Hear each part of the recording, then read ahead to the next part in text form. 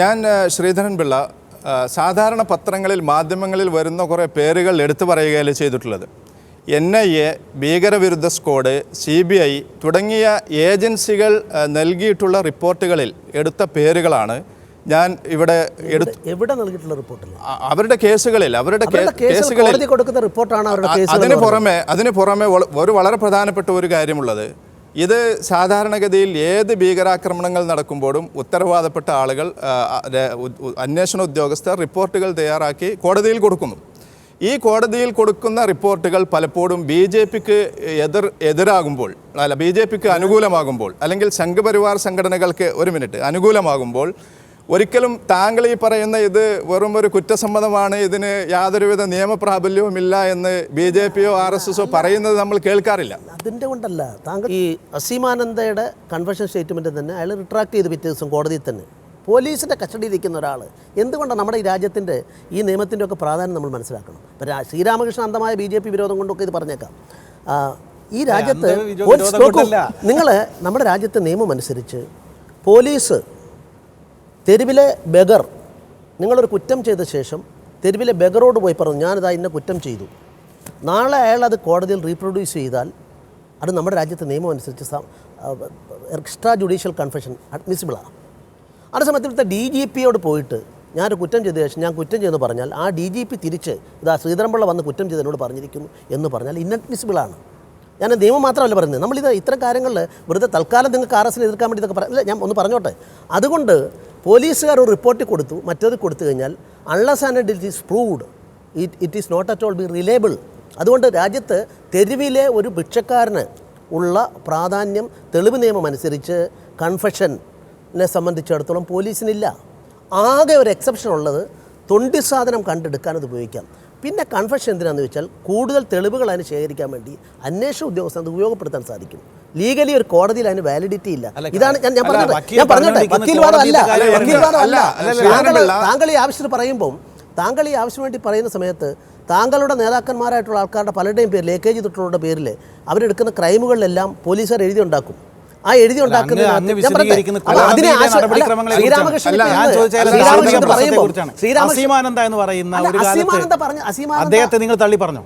ഞങ്ങൾ തള്ളി പറയുന്നതല്ല. അദ്ദേഹം വായിക്കട്ടെ. ഷിൻഡെ പറഞ്ഞത് 9 പേരുകാരെ വിവിധ കേസുകളിലെ പ്രതികളായി വന്നിട്ടുള്ള 9 പേരുകാർക്ക് RSSുമായി മുമ്പ് ബന്ധമുണ്ടായിരുന്നു. അതുകൊണ്ട് അത്തരം ആളുകൾ ചെയ്ത സംഭവത്തിൽ പങ്കുള്ളത് സ്ഫോടനങ്ങളും ആക്രമണങ്ങളും ഏകപക്ഷീയമാണോ? ഏകപക്ഷീയമല്ല. ഇപ്പൊ ഞാൻ ഒരു ബ്രിജ്ഭൂഷൺ ചരൺദാസ് വന്നോട്ടെ, ഇവരുടെ BJPയുടെ ഉത്തർപ്രദേശിലെ MP ആണല്ലോ. അദ്ദേഹം ടാഡ കോടതി ജാമ്യമില്ലാതെ അറസ്റ്റ് ചെയ്തത്. ഞാൻ ചോദിക്കട്ടെ, എത്രയോ കൊലക്കേസുകൾ മാർക്സിസ്റ്റ് പാർട്ടിയുടെ ആൾക്കാർ ദാവൂദ് ഇബ്രാഹിമിനെ ഒളിപ്പിച്ച കേസിലാണ്. നാളെ ഒരു മാർക്സിസ്റ്റ് ദാവൂദ് ഇബ്രാഹിം 93 ബോംബെ ഉത്തരവാദിത്വം ഇല്ലാതെ പറയുന്നത്. നാളെ ഒരു CPM ബലാത്സംഗ കേസ് പ്രതിയായെന്ന് വിചാരിക്കുക. CPM ബലാത്സംഗക്കാരൻ നിങ്ങൾക്ക് പറയാൻ സാധിക്കുമോ? ഈ രാജ്യത്തെ ഇങ്ങനെയുള്ള ഈ മാനദണ്ഡം ഉപയോഗിച്ചോട് പറയുന്നത് ലളിതമായ ഒരു ചോദ്യം, ഇത് പിന്നെ BJPക്ക് അനുകൂലമായിട്ട് ആകുമ്പോൾ താങ്കൾ പറയുന്നു ഇത് അല്ല. ഒരു മിനിറ്റ് ഇതേ വിഷയം തന്നെയാണ് എല്ലാ സ്ഫോടനങ്ങളും. ഇതല്ലാത്ത സ്ഫോടനങ്ങളിൽ മുഴുവനും പല ആളുകളുടെയും പല വ്യക്തികളുടെയും പല സംഘടനകളുടെയും പേരുകൾ. ഇപ്പോൾ ഏറ്റവും ഒടുവിൽ ഹൈദരാബാദ് സ്ഫോടനം നടന്നു. ഈ സ്ഫോടനങ്ങൾ പൊതുവെ നമുക്ക് ഇന്ത്യയിൽ കാണാൻ സാധിക്കുന്നത്, ഒരു സ്ഫോടനം നടന്നാൽ ഉടനെ തന്നെ ആരാണ് ഇതിൽ പ്രതികൾ എന്ന് അടുത്ത ദിവസം തന്നെ മാധ്യമങ്ങളിൽ വരും. അടുത്ത ദിവസം തന്നെ പേരുകൾ വെളിപ്പെടും. ഈ പേരുകളിൽ പലപ്പോഴും ഒരു അറബി നാമം ഉണ്ടാവും, അല്ലെങ്കിൽ ഒരു മുസ്ലിം നാമം ഉണ്ടാവും. ഇന്ന് ഏത് കുറ്റപത്രങ്ങളും അതുപോലെ തന്നെ അന്വേഷണ ഉദ്യോഗസ്ഥന്മാരുടെ ഏത് വിവരങ്ങളും അത് BJPക്കും RSSനും അനുകൂലമാകുമ്പോൾ താങ്കൾ നിയമത്തെ സംബന്ധിച്ച് പറയുന്നില്ല. അതേസമയം എതിരാകുമ്പോൾ താങ്കൾ നിയമത്തെ സംബന്ധിച്ച് പറയുന്നു. താങ്കളുടെ നിലപാട് സത്യസന്ധമാകണമെങ്കിൽ ഇതുപോലുള്ള കുറ്റപത്രങ്ങളും അതുപോലെ തന്നെ പ്രതി ചേർക്കലും പോലീസൊക്കെ നടത്തുമ്പോഴും ഒരിക്കലും കോടതിയുടെ ഒരു അന്തിമ വിധി വരുന്നത് വരെ ഒരു മുസ്ലിം ചെറുപ്പക്കാരനെയും പ്രതിയായി കാണരുത് എന്ന സത്യസന്ധമായ നിലപാട് BJP സ്വീകരിക്കേണ്ടിയിരുന്നു. അങ്ങനെ സ്വീകരിച്ചിട്ടില്ല.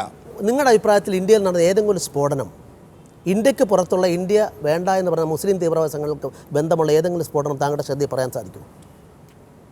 ഒരെണ്ണം പറയൂ. കാര്യം ആദ്യം നമുക്ക് ചർച്ച തുടങ്ങാം. കാര്യം point out A single one. അല്ല അതും ഈ വിഷയവും തമ്മിലുള്ള ബന്ധമെന്ത്? ഞാൻ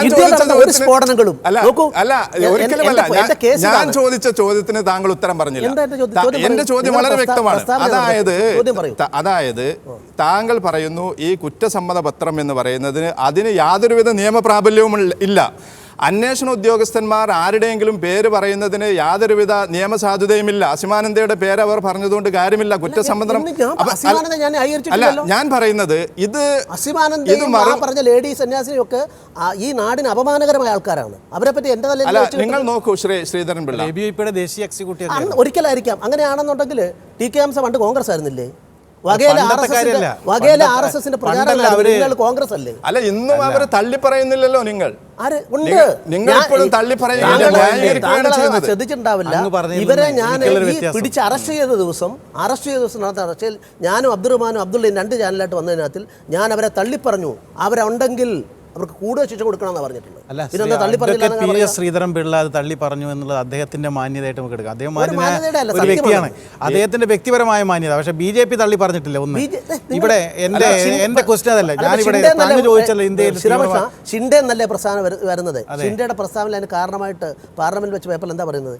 9 പേർക്ക് ഈ പ്രതികളായി പിടിക്കപ്പെട്ട ഈ 3 സംഭവം പറഞ്ഞല്ലോ, അതിൽ പിടിക്കപ്പെട്ട 9 10 പ്രതികൾക്ക് മുൻകാലത്ത് അവർ RSSകാരായിരുന്നു. ഞാൻ അങ്ങനെ ചോദിക്കുമ്പോൾ ഞാൻ പറയുന്നു RSSൽപ്പെട്ട ധാരാളം ആളുകൾ പല പ്രസ്ഥാനങ്ങളും വന്നിട്ടുണ്ട്. നിങ്ങളുടെ പ്രസ്ഥാനത്തിലെ രാമേന്ദ്രൻപിള്ള RSSന്റെ ശാഖ വന്നിട്ടുള്ളതാണ്.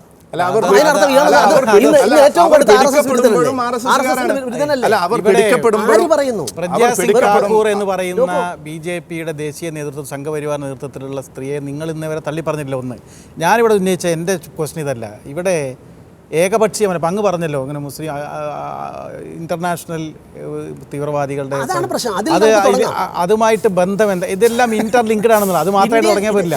നിങ്ങൾക്കെതിരെ ബന്ധം ഞാൻ പറഞ്ഞു പൂർത്തീകരിക്കട്ടെ.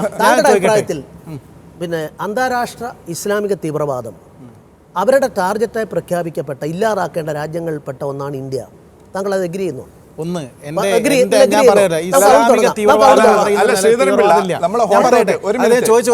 ഇസ്ലാമിക തീവ്രവാദം എന്ന തീവ്രവാദമില്ല. തീവ്രവാദത്തിന് പ്രത്യേകമായ ഒരു മതമില്ല. ഉദാഹരണങ്ങൾ പറയാൻ സമൂഹത്തെ ഒരിക്കലും ഞാൻ പറയില്ല. ഇല്ല ഞാൻ പറഞ്ഞു. നോക്കൂ ഞാൻ പറയാം. അൽ ഖ്വയ്ദ, ലഷ്കർ ഇ തോയ്ബ തുടങ്ങിയുള്ള സംഘടനകളുണ്ടല്ലോ, അവർ ഇന്ത്യ രാജ്യത്തെ ഇല്ലാതാക്കേണ്ട പട്ടികയിൽ പ്രഖ്യാപിച്ചുള്ള സംഘടനകളാണല്ലോ. ഞാൻ പറയട്ടെ, അവരെല്ലാം തീവ്രവാദം ഇന്ത്യയിൽ എവിടെ നിന്ന് നടത്തിയിട്ട് താങ്കൾ കരുതുന്നുണ്ടോ? തീവ്രവാദത്തിന് പ്രത്യകമായൊരു മതമില്ല. ഇത് പരസ്പരം ഞാൻ പറഞ്ഞില്ലേ, ഞാൻ പറയുന്നത് നിങ്ങൾ കേൾക്കൂ. ഇന്ത്യയിലെ മുസ്ലിം തീവ്രവാദികളാണ് ഞാൻ എവിടെയും പറയുന്നത്. മുസ്ലിമിന്റെ വാക്കിന് പറയുന്നത് അങ്ങ് ദയവായിട്ട് ഞാൻ പറയുന്നത് കേൾക്കൂ. ഇത് ഇന്റർലിങ്ക്ഡ് ആണെന്ന് പറയാൻ അങ്ങക്ക് 2 ഉദാഹരണങ്ങൾ ഞാൻ പറഞ്ഞുതരാം. ഒന്ന്, BJPയുടെ ഗുജറാത്തിലെ MLA ആയിരുന്നു ഹരീഷ് റാവത്ത്.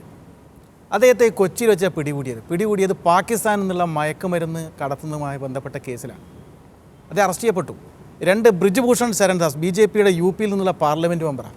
അദ്ദേഹം ടാഡ കേസിൽ ജാമ്യമില്ലാതെ അറസ്റ്റ് ചെയ്യപ്പെട്ടു. എന്തായിരുന്നു പ്രശ്നം? 93 ബോംബെ സ്ഫോടന കേസിൽ ദാവൂദ് ഇബ്രാഹിമിനെ ഒളിപ്പിച്ചതിലാണ്. ഇതെല്ലാം പരസ്പരം ഇൻ്റർലിങ്ക്ഡ് ആണെന്ന് എൻ്റെ പോയിൻ്റ്. ഈ തീവ്രവാദം എന്ന് പറയുന്നത് സാമ്രാജ്യത്വത്തിൻ്റെ, അതാണ് ഞാൻ പറഞ്ഞത്, വംശീയമായ വിഭജനത്തിലൂടെ രാഷ്ട്രീയമായ അജണ്ട കൊണ്ടുവരുന്നതിന് വേണ്ടി ലോകത്ത് മുഴുവൻ പ്ലാൻ ചെയ്തുകൊണ്ടിരിക്കുന്ന ഒരു സംവിധാനമാണ്. അതിൽ പല ആയുധങ്ങളുണ്ടാകും. അതിൽ നിങ്ങൾ അതിനെ ഇസ്ലാമിക തീവ്രവാദം എന്ന് പറഞ്ഞ് കുറെ പാവപ്പെട്ട മുസ്ലിം ചെറുപ്പക്കാരെ കൊണ്ട്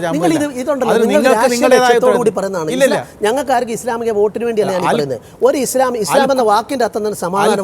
കോൺഗ്രസ് ഷിൻഡെയുടെ പ്രസ്താവന കോൺഗ്രസിന് തിരുത്തേണ്ടി വന്നു.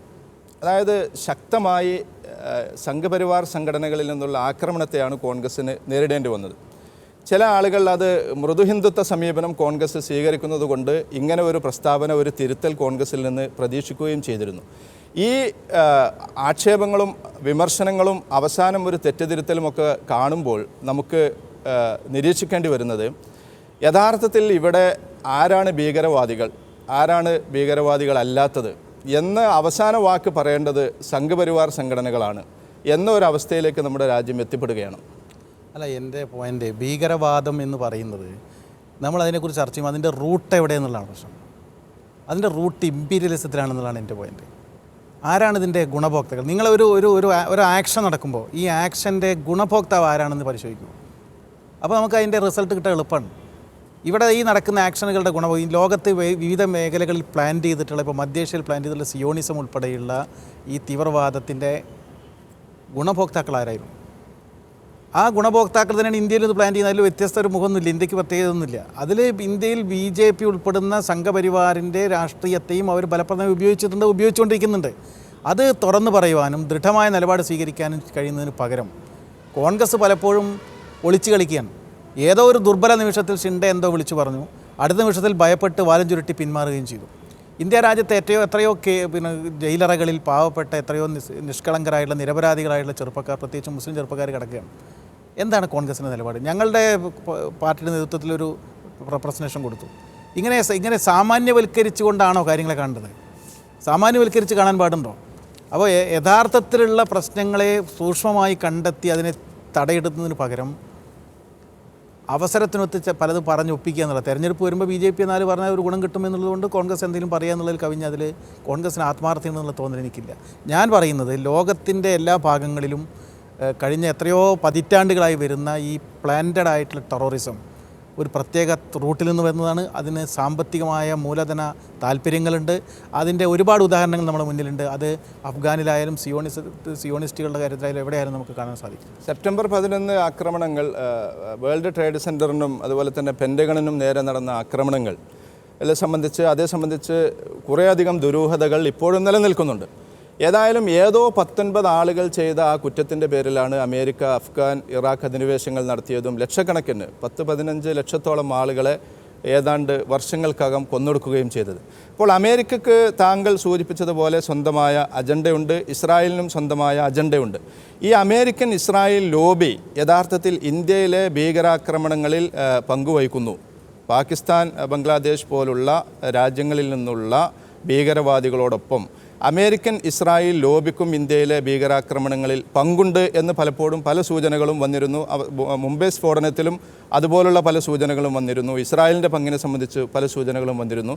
പക്ഷേ പലപ്പോഴും സംഭവിച്ചുകൊണ്ടിരിക്കുന്നത് ഈ സൂചനകളും ഈ ദുരൂഹതകളുമൊക്കെ ഇതേ സംബന്ധിച്ചുള്ള ചർച്ചകളൊക്കെ വഴുതി പോവുകയും മാധ്യമങ്ങൾ തന്നെ ആ വിഷയങ്ങളെയൊക്കെ വിട്ടുകളയുകയും അവസാനം ഭീകരാക്രമണങ്ങൾ രാജ്യത്തെ ഏതെങ്കിലും ഒരു സമുദായമാണ് അതിൽ പ്രതികൾ എന്ന വിധത്തിൽ ചിത്രീകരിക്കുകയും ചെയ്യുന്നതല്ലേ യഥാർത്ഥത്തിൽ ഇന്ത്യയിൽ സംഭവിക്കുന്നത്?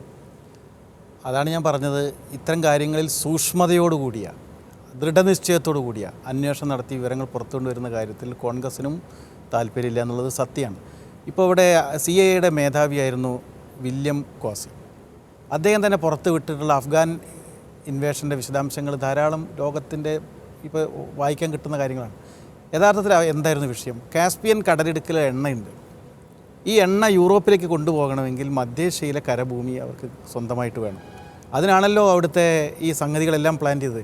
അവിടുത്തെ നജീബുള്ളയുടെ നേതൃത്വത്തിലുള്ള കമ്മ്യൂണിസ്റ്റ് ഭരണകൂടത്തെ തകർക്കാൻ ആവശ്യമായിട്ടുള്ള എല്ലാ ഗൂഢാലോചനകളും രൂപീകരിച്ചത്, ഒരുപക്ഷെ താലിബാനെ ക്രിയേറ്റ് ചെയ്തത്, അതിനാവശ്യമായിട്ടുള്ള പണം കൊടുത്തത്, ഇതെല്ലാം അമേരിക്കൻ മെയ്ഡായിരുന്നു. ഒരു ഘട്ടം കഴിഞ്ഞപ്പോൾ അമേരിക്ക അതിനെതിരായി.